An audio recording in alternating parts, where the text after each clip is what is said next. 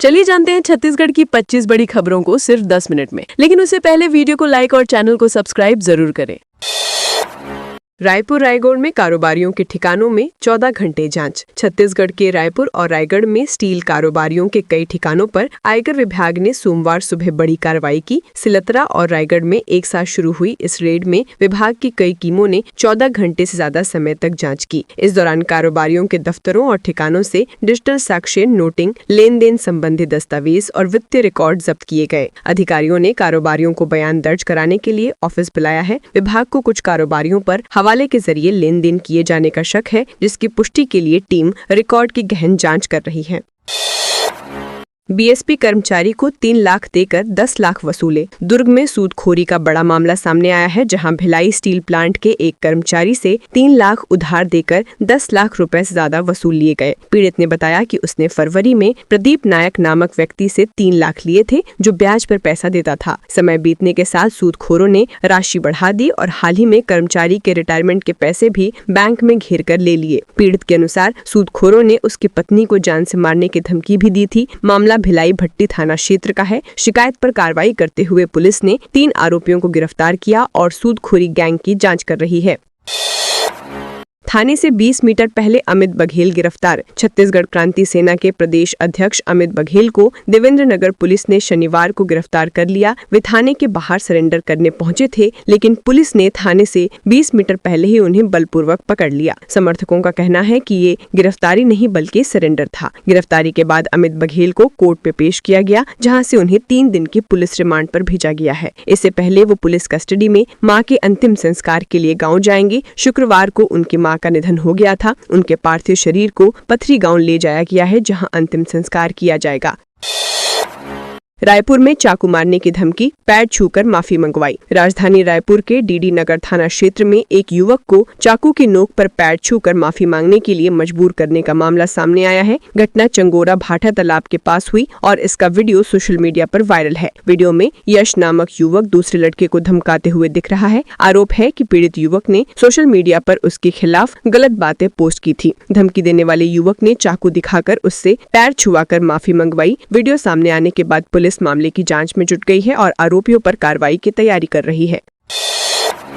धमतरी का युवक अग्निवीर बना, ट्रेनिंग के बाद लौटा। धमतरी निवासी भावेश गुरे का अग्निवीर इंडियन आर्मी जीडी में चयन होने के बाद प्रशिक्षण पूरा कर वो अपने शहर लौट आया है। उनके लौटने पर साल्हेवार पारा वार्ड के लोगों ने ढोल नगाड़ों के साथ उनका गर्मजोशी से स्वागत किया। भावेश ने कहा कि उन्होंने पहली बार बाजे की धुन पर नाचकर खुशी मनाई। धमतरी पहुंचते ही उन्होंने बिलाई देवी मंदिर में दर्शन किए और इसके बाद एक शोभा यात्रा भी निकाली गई। परिवार और स्थानीय लोगों ने भावेश की इस उपलब्धि पर गर्व जताया। भावेश का कहना है कि वो देश सेवा के लिए हमेशा तैयार रहेंगे। बिजली वायर चोरी मामले में 2 और चोर गिरफ्तार। दुर्ग जिले की नंदिनी नगर पुलिस ने बिजली वायर चोरी के बड़े मामले में 2 और आरोपियों को गिरफ्तार किया है। इस प्रकार अब तक कुल 7 आरोपी पकड़े जा चुके हैं। चोरी Rajputana cable and construction private limited Korba के हिंगनाडीह स्थित गोदाम से हुई थी, जहां से 26 कुंटल से अधिक एल्युमिनियम कंडक्टर वायर चोरी किया गया था। चोरों ने 6 से 7 अक्टूबर की रात ACSR रैबिट कंडक्टर और ACSR जेब्रा कंडक्टर के हजारों मीटर वायर काट कर ले गए थे। कंपनी की शिकायत पर पुलिस ने जांच शुरू की थी। पुलिस अब चोरी में शामिल पूरे गैंग का नेटवर्क खंगाल रही है।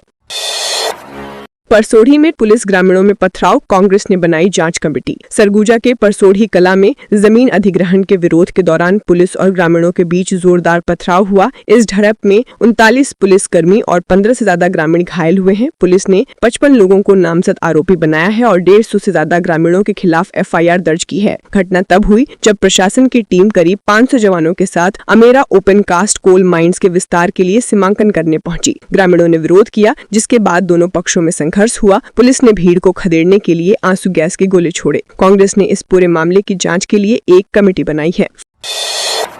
फाइनेंस और सब्सिडी दिलाने के नाम पर 10 लाख की धोखाधड़ी। मनेंद्रगढ़ में फाइनेंस और सब्सिडी दिलाने के नाम पर बड़े पैमाने पर धोखाधड़ी का मामला सामने आया है। राधा स्वामी संस्था के माध्यम से MD आलम नामक व्यक्ति ने 18 लोगों से 10 लाख रुपए की धोखाधड़ी की। आरोपी ग्रामीणों को 40% सब्सिडी पर 2 पहिया, 4 पहिया वाहन और घरेलू सामान दिलाने का लालच देता था। शुरुआत में भरोसा जीतने के लिए कुछ लोगों को सामान दिलाया भी गया, लेकिन बाद में रकम लेकर भाग गया। कुल 300 से ज्यादा लोग ठगी का शिकार बताए जा रहे रहे हैं। हालांकि अभी 18 लोगों ने ही पुलिस में शिकायत दर्ज कराई है। पुलिस मामले की जांच कर रही है।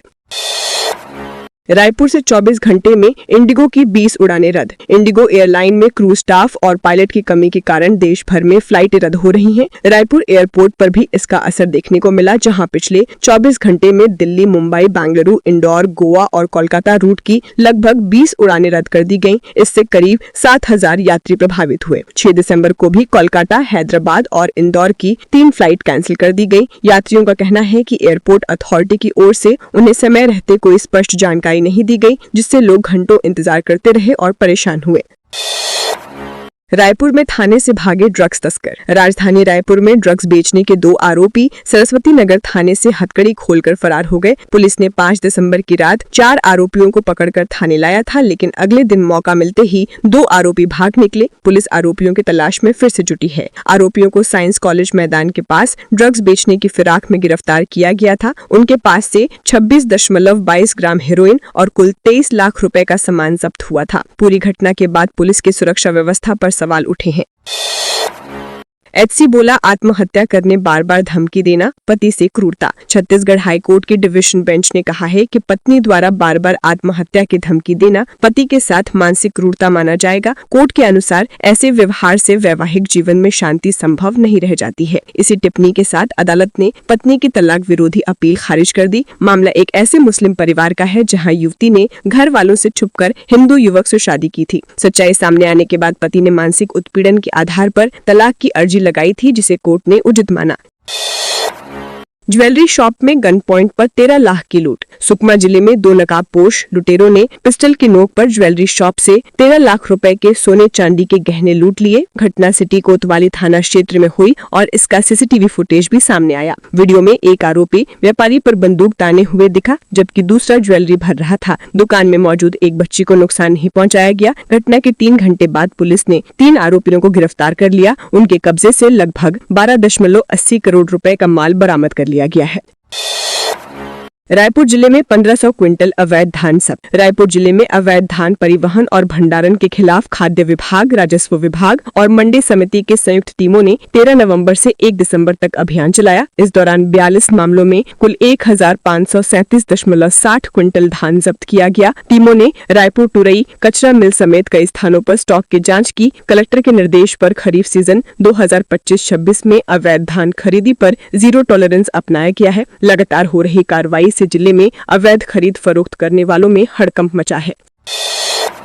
फरार गौ तस्कर जांजगीर से गिरफ्तार। जशपुर पुलिस ने गौ तस्करी के मामले में 2 महीने से फरार मुख्य आरोपी शिवचरण यादव को जांजगीर चांपा से गिरफ्तार किया। उसके पास से तस्करी में इस्तेमाल पिकअप वाहन भी जब्त किया गया। घटना 15 अक्टूबर की है, जब कोतवा पुलिस को सूचना मिली थी कि भारी संख्या में गोवंश लेकर झारखंड ले जाया जा रहा है। इसी पर नाकाबंदी की गई थी, लेकिन आरोपी फरार हो गया था। आरोपी की लोकेशन ट्रेस करके उसे पकड़ा गया और न्यायिक रिमांड पर जेल भेजा गया। पुलिस अब नेटवर्क की जाँच कर रही है।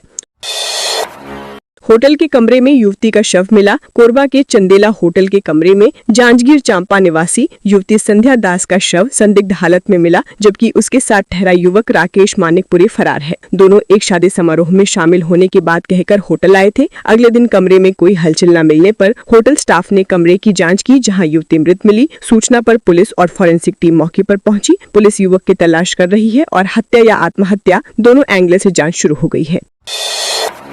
कम क्षमता की मोटर ने बढ़ाई बिजली की खपत। छत्तीसगढ़ के 22 नगरीय निकायों में हुए एनर्जी ऑडिट में बड़ी गड़बड़ी सामने आई है। रिपोर्ट के अनुसार कम क्षमता के मीटर और मोटर कनेक्शन का लंबे समय तक उपयोग किया गया, जिसके कारण निकायों को 2 वर्षों में लगभग 20 करोड़ रुपए अतिरिक्त बिजली बिल चुकाना पड़ा। डीआरए कंसल्टेंट नागपुर द्वारा किए गए ऑडिट में वास्तविक खपत, तकनीकी कमियां और बिल भुगतान में अनियमितताएं दर्ज की गयी। अब सभी निकायों को हाई टेंशन लोड बढ़ाने के निर्देश दिए गए हैं, ताकि अनावश्यक बिल बढ़ोतरी की जा सके।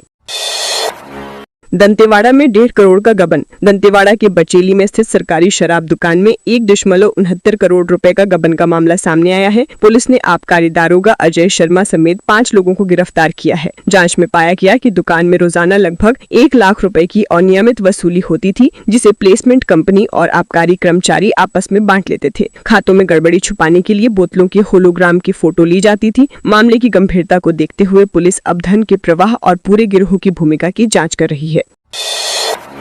विदेशी उत्पादों के बहिष्कार का संकल्प जरूरी। स्वदेशी जागरण मंच और कैट के संयुक्त तत्वाधान में स्वदेशी संकल्प रथ यात्रा की शुरुआत चक्करबाठा से की गई। कार्यक्रम में संत लालदास साईं, विधायक धर्मलाल कौशिक और समाज सेवी ललित मखीजा ने रथ को रवाना किया। शहर पहुंचने पर देवकी नंदन चौक में विधायक अमर अग्रवाल, महापौर पूजा विधानी और कैट पदाधिकारियों ने स्वागत किया। कार्यक्रम में वक्ताओं ने कहा कि देश को आत्मनिर्भर बनाने के लिए स्वदेशी वस्तुओं का प्रयोग बढ़ाना आवश्यक है। जन भागीदारी से ही भारत आर्थिक रूप से मजबूत बन सकता है।